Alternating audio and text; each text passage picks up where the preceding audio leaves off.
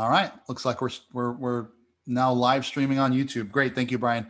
Welcome everyone to another episode of the OpenJS Foundation's Cross Project Council meeting. Today is the 14th of July. Our agenda is issue 589. Reminder to folks to add themselves to the meeting notes. Make sure you're counted. And of course, help with with note taking is always appreciated. And the gift givers, remember that's when gift giving comes around. So do we have anything we want to talk about before we get into the agenda? Any announcements or whatnot?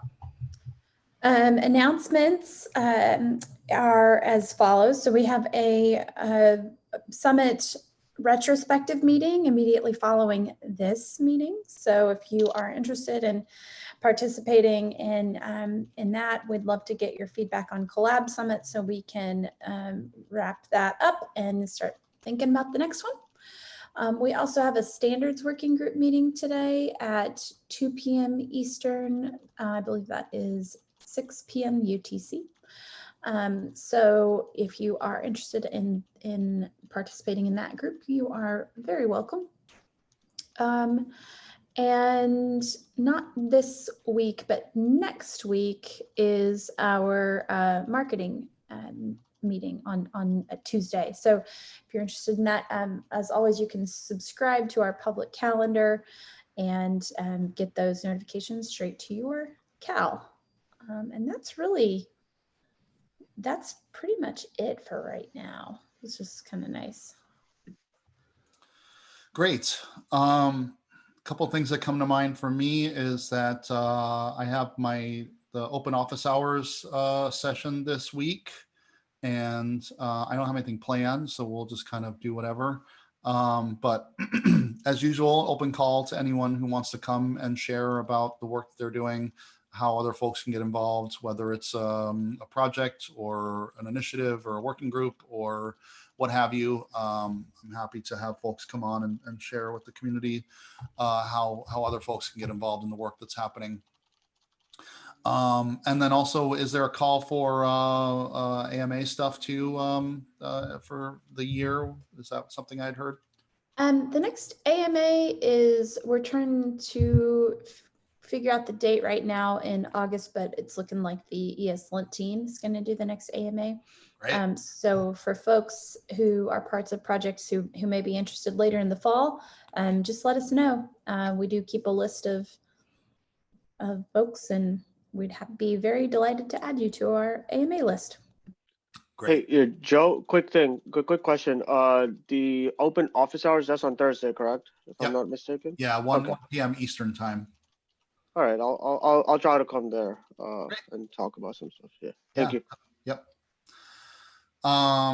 Cool. Anything else from the board or our foundation or anything else we want to talk about before we get into the agenda?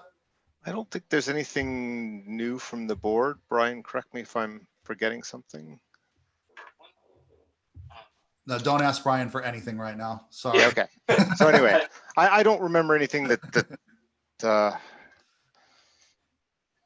I guess there was the update to I believe there's been the update on the website to the what's it called? The bylaws. Okay. So there were some updates made to the bylaws in terms of membership, and the vote was complete. They're up there on the site if you want to go take a look. They're mostly around relaxing some of the rules to ensure that we continue silver level membership, and to be a little bit more flexible on if there are two related companies who want to get a platinum membership or something like that, and representation on the board as well. Okay. It seems to me like it wouldn't be bad if things like this happen, if there were perhaps an issue just kind of summarizing what had happened. That I think might be helpful for CPC folks to just be aware of any changes like that. Yeah, I could open one up. Okay. Yeah, I think that would be when things are happening above us that we're not aware of, and if it is something we should be aware of, then that might be helpful. Maybe prefix that FYI so people don't think that there's some action that's Yeah, needed. Sure. Yeah. Informational. Cool. All right. Well, thank you. The next meeting is in like 10 days or something. Is that right? That's right. Not this Friday, but the following Friday. Okay, cool. And hopefully we'll have some stuff for to bring to the board around the board seats and elections and some governance changes or charter. Yeah, changes. as soon as that's ready, make sure I know, because we'll start it through email in advance, and if necessary, we can close it out at the board meeting, but it's good to have it on people's radar sooner. Yeah. Well, we'll look at that today in the agenda. So let's get into that. All right, cool. So the first thing here on the agenda is board seats definitions and process. This is the PR 587 that I opened up a week ago. So it will be 2 weeks by the time the next board meeting happens. So hopefully we can kind of get this ship shape by then and have it presented to the board at that time. So there have been some comments here that I'll get into in a minute, but basically what I did here for folks is I abstracted out the concept of what is essentially an active OpenJS collaborator. We had some definition of that for as a requirement for becoming a regular member. And so I took that out into its own section so that we can reference it for other things such as board nominations. So that's one bit of work that I did to the governance. And then I believe the rest is in the charter. And I tried to keep it pretty simple here in terms of the two board seats, the definition and eligibility and who can vote.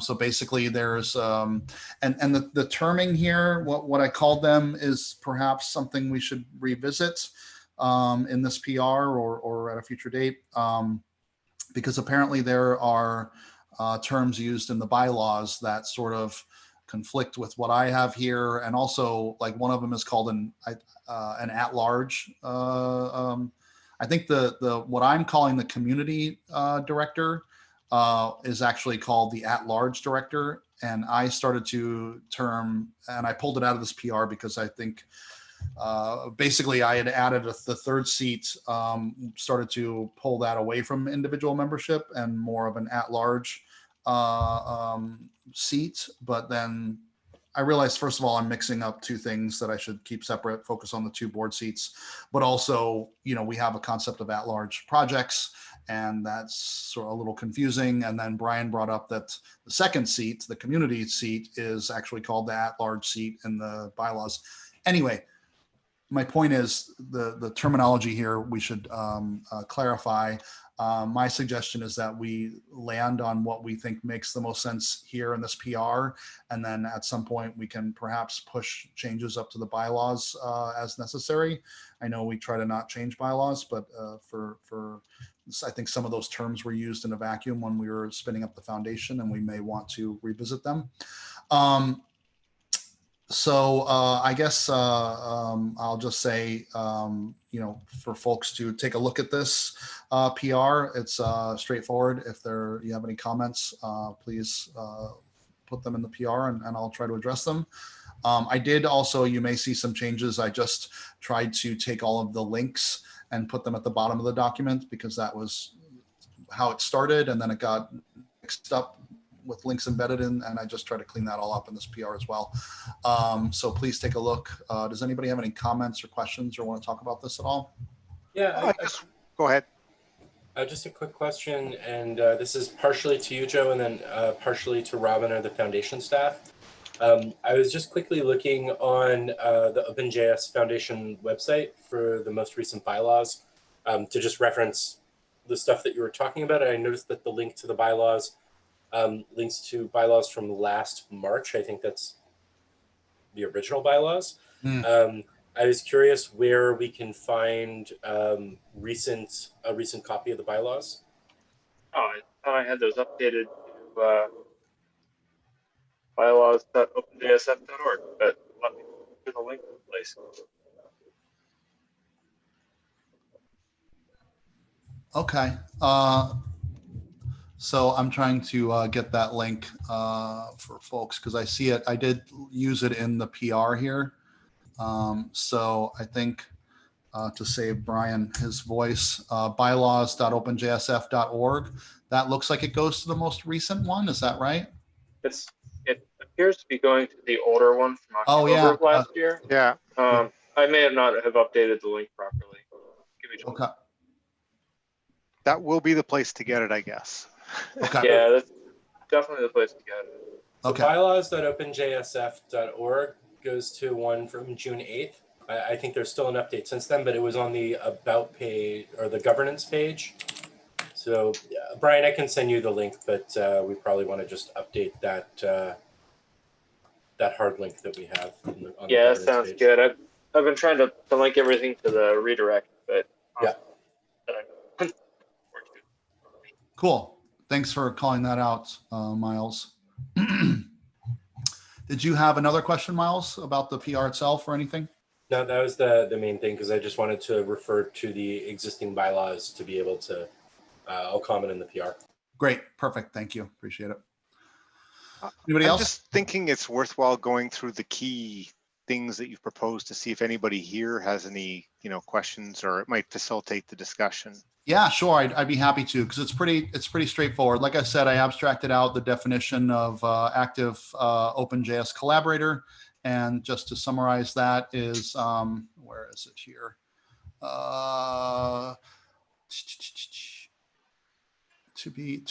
So definition of an active OpenJS collaborator: to be considered an active OpenJS collaborator, and I see I have some capitalization I should fix here.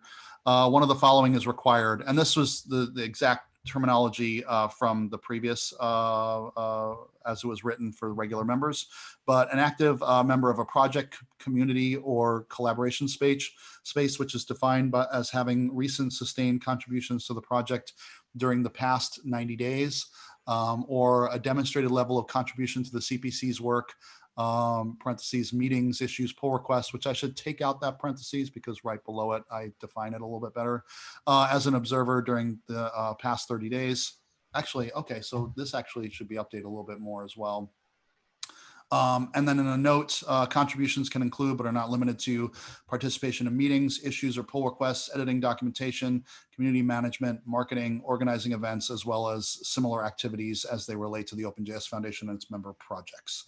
So that's the abstracted out definition. I'm looking at it now and realizing I could even clean it up a little bit better, as it still is sort of related to the regular membership terminology.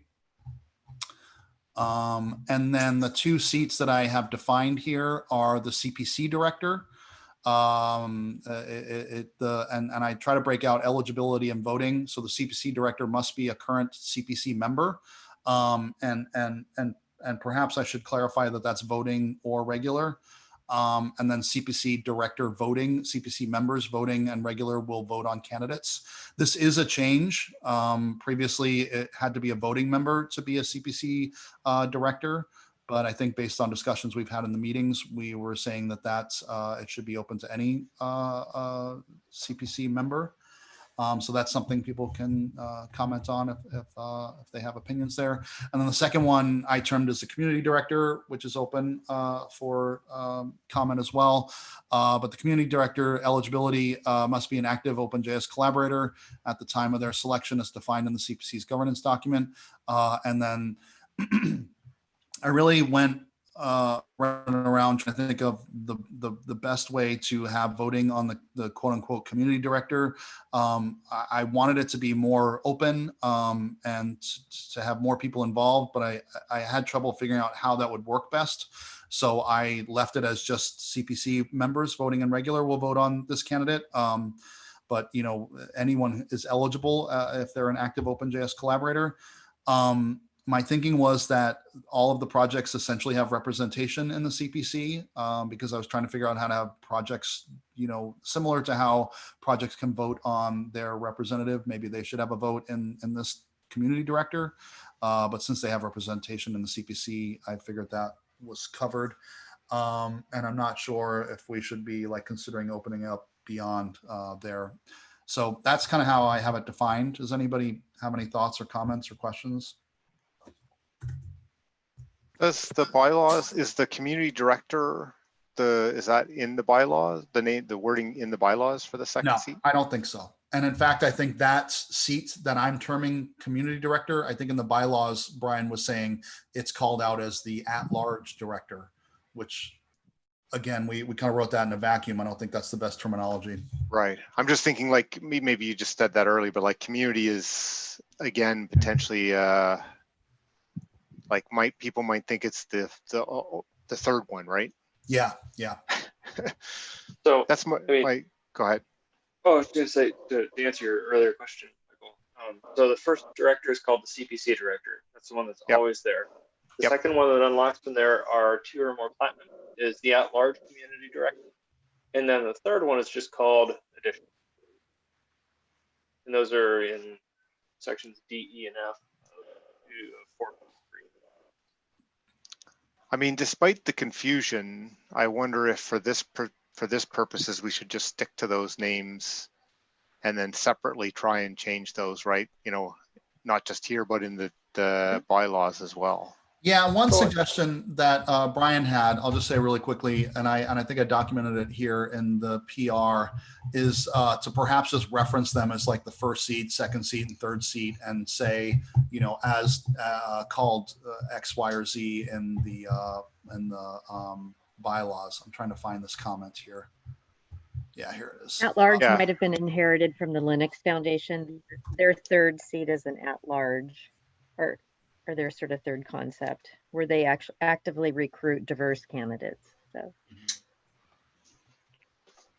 but I'm not sure that matches. Anyway, it doesn't matter. So I had a couple questions. One of them was in your definition of what an active collaborator is. Mm-hmm.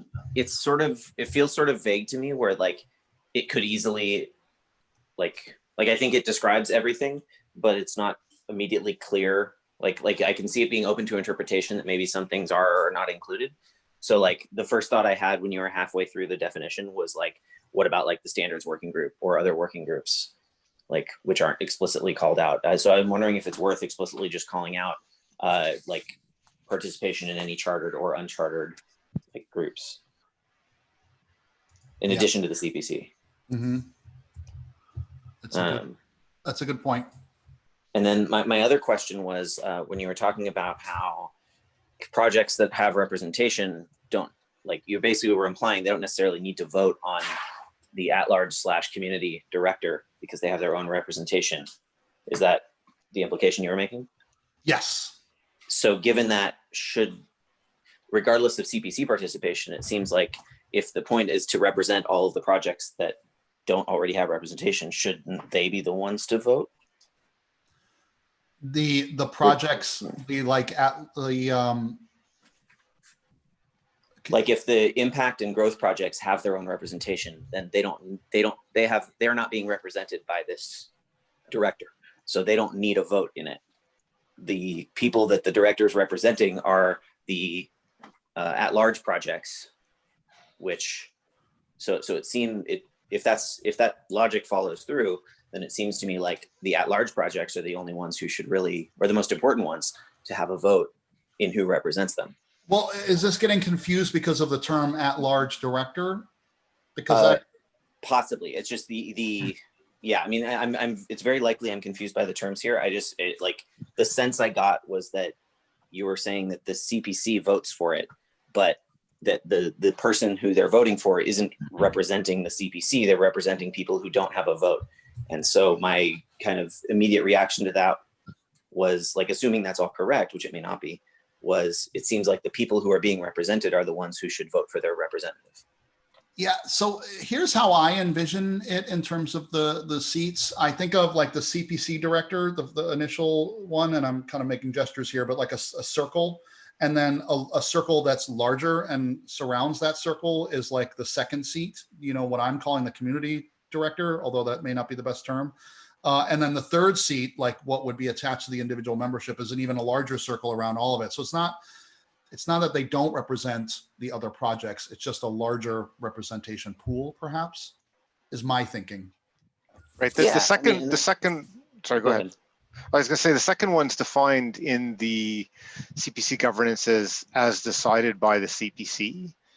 So I don't think the like representing the at-large is written down anywhere. It was the one that was like, you know, dedicated to the node project for the first year. And through our discussions, we said, okay, no, we're not going to do that. But, you know, the proposal is that it basically be anybody from any of the projects or who is active in the work. And I think, you know, what Joe's trying to say in the circles of like anybody from that group can become the director to do the work of that director. But only if they're already on the CPC? No, the first one is the First CPC one is. director. So that Okay. one's written that it comes from the CPC and is representing Right. the CPC. The second one is not somebody who's necessarily on the CPC, they could be, but somebody who's from any one of the active projects. And I guess, you know, in terms of the what I think Joe was trying to capture in the active collaborators is not just projects, but like active in CPC work or active in the larger somewhere, yeah. place. Yeah. And then, you know, but I think the voting part was like, it gets hard to have wide scale votes across, say, every member of the projects, right? And then what do you do with, you know, one project being 10 times larger than some other project, right?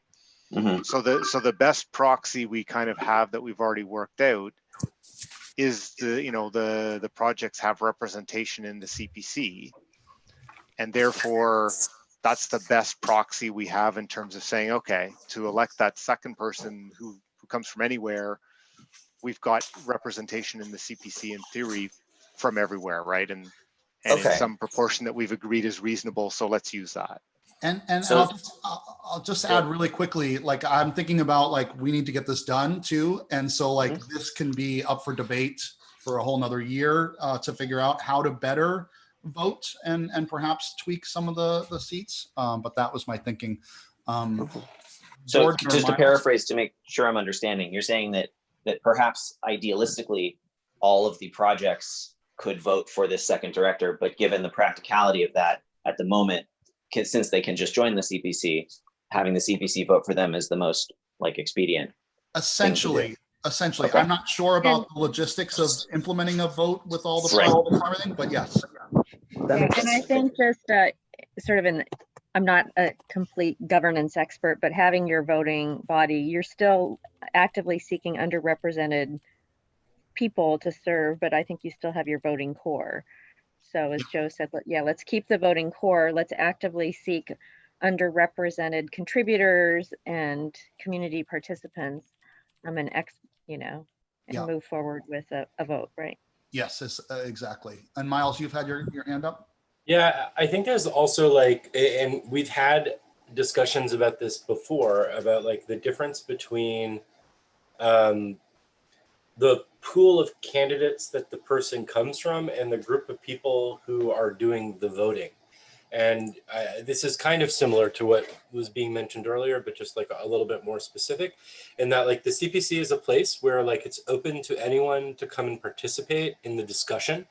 And often in a lot of these cases, and this is actually something interesting with like the board and some of the changes that were done recently around multiple companies, the multiple companies share a vote, but having an extra person in the room is considered important. So I think to me, what's important here is less who's doing the voting to pick the candidate and more what is the pool that the candidate is coming from, especially because the discussions can happen openly. The discussions about the candidates can happen openly. There are many representatives who people can talk to. And if projects want to be represented and want to vote, they can send representation. I would say the only thing that we haven't done that might be worth digging into, but up in the air, is there is a little bit of a, like, I guess from the voting members, there is not like an overabundance from any particular project, but there are in the regular members. So I feel by like keeping it to the voting members, we do ensure that there's not like an over-representation of votes happening from any one project, but that does kind of undermine a little bit that idea that like anyone can come and participate in the vote. So maybe there's a little bit of wiggle room to be played with there. But you know, the at-large projects do elect representatives, and those people are able to vote. And so to me, you know, like it doesn't seem as like unfair or misrepresented. Like the group who's here is the group who's engaged in participating. But were you suggesting, like what's suggested here, I just want to clarify so that we bring out the discussion if necessary, is like what this states is that it's going to be all of the CPC members, voting and regular members. I may have heard you suggest that that should just be the voting members. I think that if we're going to have something where it's all voting and regular members voting on anything, that we really should analyze the representation of projects. I know Node in particular, for example, has quite a lot of representation. So to the point that you were saying before, Michael, about like if we just let anyone vote, we may have, you know, 500 people from Node who could vote and then Node would just win everything. Right. I think part of the purpose of having those voting members originally was to make sure that the distribution for decision-making was like fair and elected. So I am slightly concerned if the regular members are voting here that we could be overly representing into specific individual projects who have more representation. But the flip side is, you know, it then means that like all the at-large projects are limited to kind of like their 2 representatives. So there's a give and a take here. One thing that we may want to allow here, which could be kind of splitting the difference, would be like allowing 1 vote per project or something like that. And but then like I think that does start becoming a slippery slope of like, okay, well, like how does the project decide who that representative is? And we have a process already, and it's the CPC.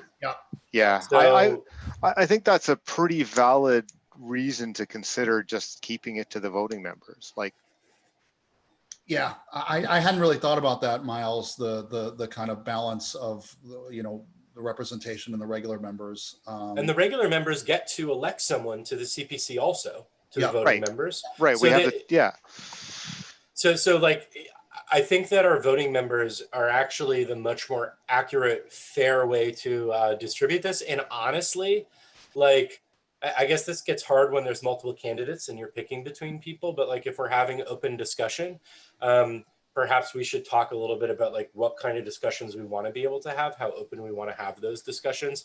If we want to have like, how partisan do we want to make this? Like, should projects, like, you know how like when you have presidential candidates, you have like different news agencies which are saying like, this is the candidate that we back. Like, but like maybe we should have a place where like projects can say, hey, you know, like this is the candidate that we back, or some sort of way of them giving that feedback to the voting members.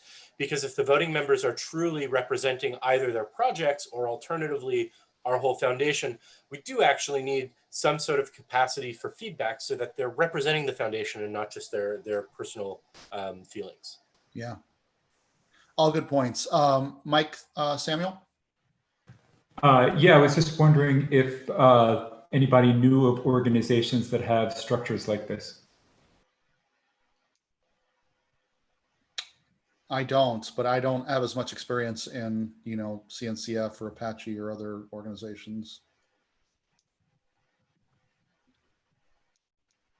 Robin? I'll do some digging and on the bigger umbrella organizations and see what I find out. Great. Again, I don't want it to delay the process too much. I think as we evolve it would be great though. Yeah, I was just going to say the same thing. I think we should figure out what works good enough for us here and then continue this process going forward. I think moving forward with just the voting members and encouraging those voting members to make sure that they're following up with their constituents is like a good first step. And then we can maybe do a survey to people afterwards to find out, like, did you actually know about this? Are you happy with the results of the election? And then we can just, you know, iterate if there's concerns. But I don't think that we should have the regular members voting. And I say that as a regular member who's giving up my vote. I'm just taking a couple of quick notes.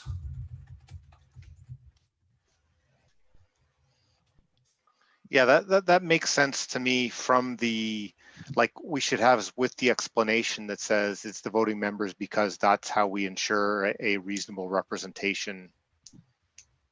Like, and then that could be discussed if like people say, well, no, the people, you know, if some projects has 10 regular members who are active, maybe they should have more of a say, right? Like we could have that discussion, but like having explained as like, here's the rationale for why it is the way it is, I think helps. Yeah, I've taken a note on that. I'll update the PR, maybe add a little bit more language, encourage voting members to reach out to the communities they represent, the projects they represent and such. So I will try to update that as soon as possible. I'll ask for re-review from folks who have commented, and I encourage everyone else to take a look at it as well. And we'll try to land something, but I think it does make sense to continue this conversation beyond this election. One quick thing. Oh, go for it. Sorry, go ahead. Canadian standoff. I just wanted to make sure that LJ was like, just in the idea of trying to facilitate us coming to a close, in terms of the who's eligible for the second director. Do you have any questions? No, yeah, that was very, that was clarifying. I think neither of those questions were things that I would consider blockers. And I didn't even think them worth raising on the PR, but like it, you know, I think it was just useful to hear the clarification. Okay. And as you've all said, like this can absolutely be iterated on moving forward. Yeah. The spirit of what we're writing is already correct. It's just about how to, you know, implement it. So. Great. Thank you.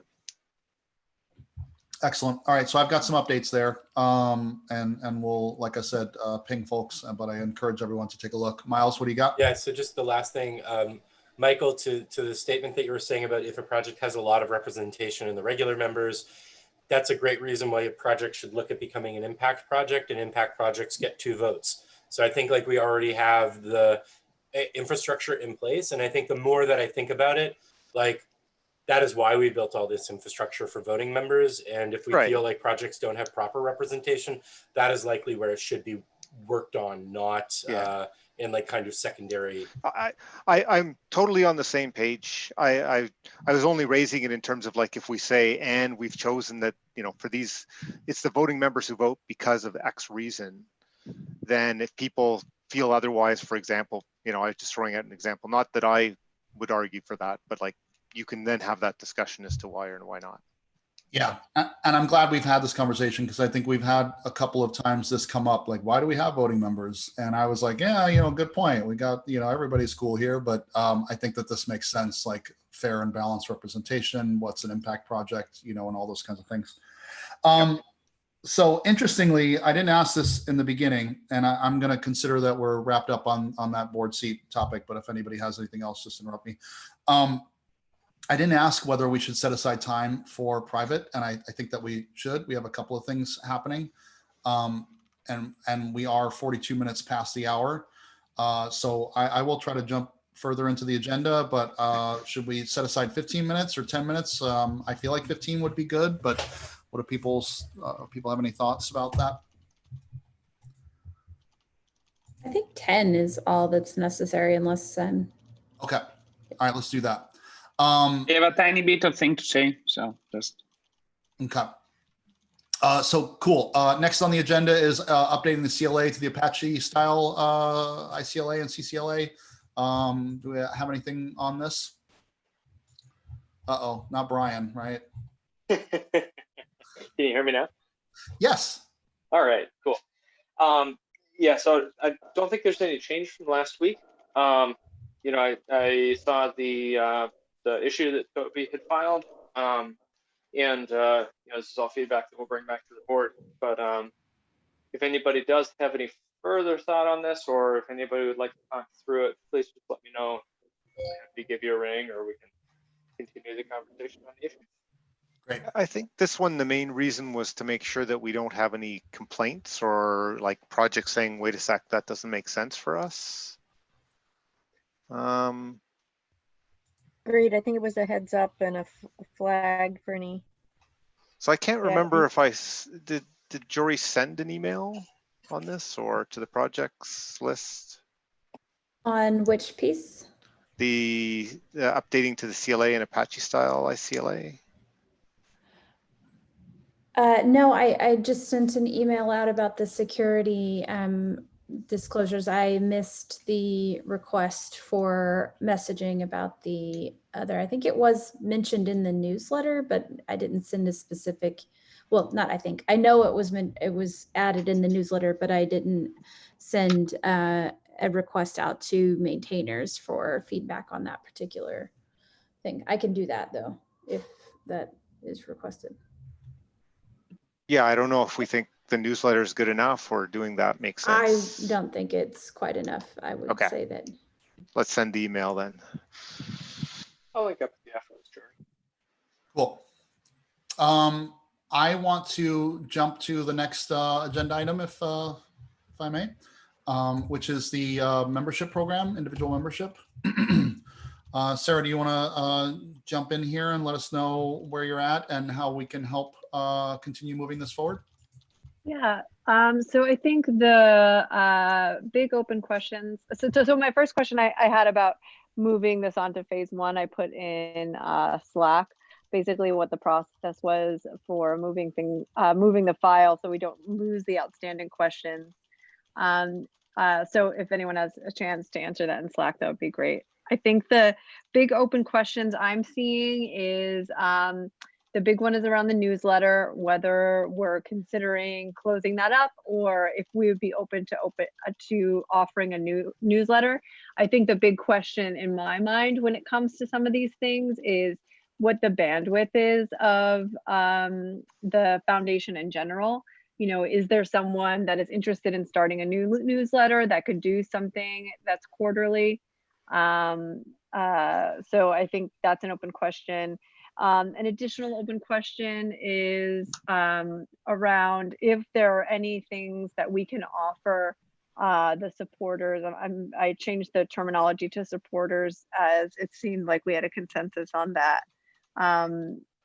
Is there anything that we can offer the supporters that would give them a direct line to the project maintainers in general to see, you know, for questions and giving them kind of a happy path to contribution. And then let me see if I believe there's one more open question. I made a list.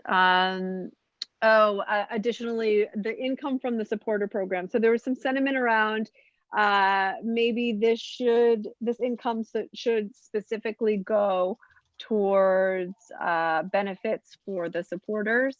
I think that given the amount we're suggesting is $25, and we don't really know what that income is going to look like, I think probably if we were to do something like that, you know, holding off to committing what that would afford the supporters until after we know more would probably be a good idea.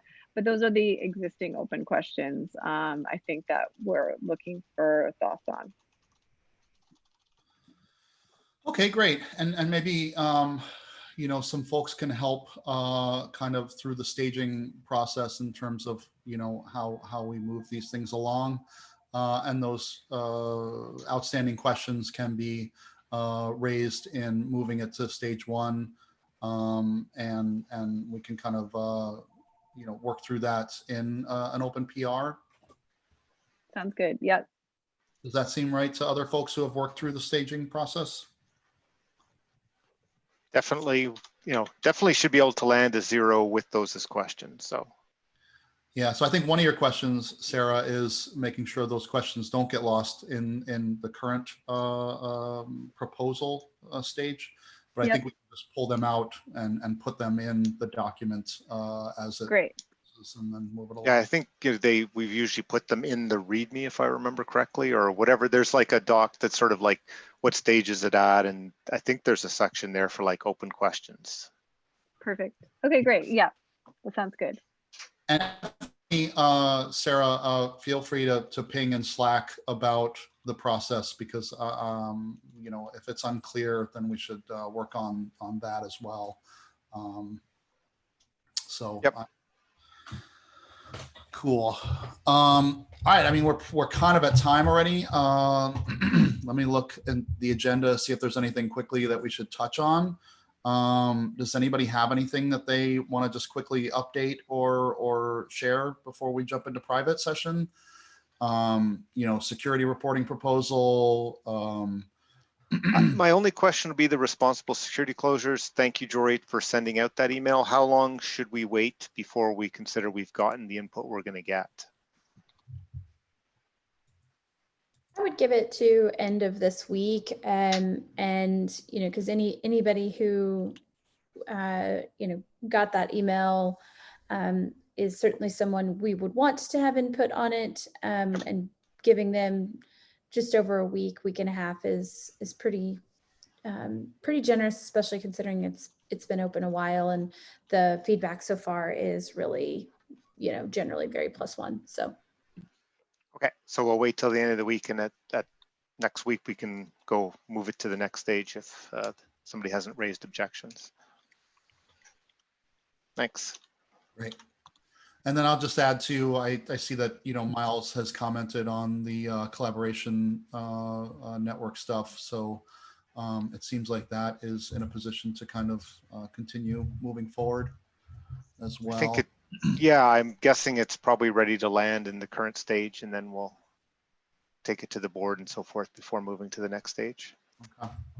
Yeah, and like Miles said, let's we'll kick it off and augment process if need be later. Yep. Once we know more, we can tweak. Yeah. Cool. All right. Well, I encourage folks to look at the agenda and comment on any of the other issues that we haven't touched on or pull requests. But as it is, we will jump into the private session. I will stop the live stream, and foundation staff and CPC members hang on, and everybody else, thank you. And we'll move along. Thanks.